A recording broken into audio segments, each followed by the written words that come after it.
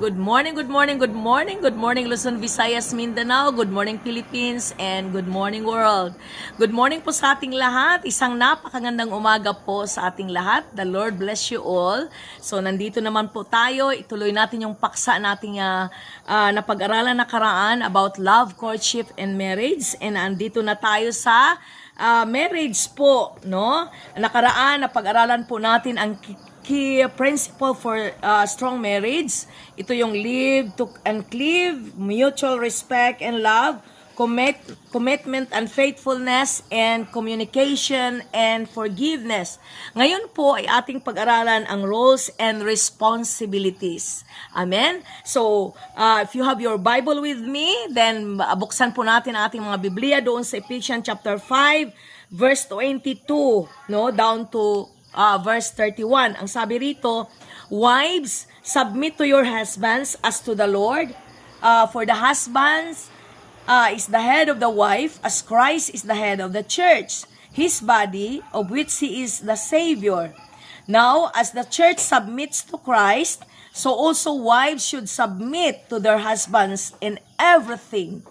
Husbands, love your wives just as Christ loved the church and gave himself up for her, to make her holy, cleansing her by the washing with water through the word, and to present her to himself as a radiant church without stain or wrinkle or any other blemish, but holy and blameless. In the same way, husbands ought to love their wives as their own bodies. He who loves his wife loves himself. Oh, grabe no? So, si Lord po ang magpala sa kanyang salita. Tayo po ay mag-pray. Panginoon, marami pong salamat sa umagang ito. Patuloy kang magpala sa bawat nag-follow nito. At Lord, nakita niyo po yung kanilang relationship. I pray, Lord, na ito po ay magbigay ng insight, magbigay ng katatagan sa buhay relationship nila, Panginoon. We bless you and we honor you in Jesus' name. Amen and amen. So again, magandang umaga sa ating lahat. At purihin po ang Panginoon. So, kagaya sa sinabi ko sa inyo kanina, na napag-aralan po natin nakaraan about the key principles for strong marriage.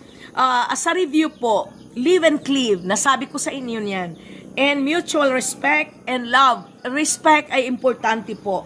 Commitment and faithfulness, for communication and forgiveness. So ito po ang ating pag-aralan is about the rules and responsibilities. Okay? Ang rule po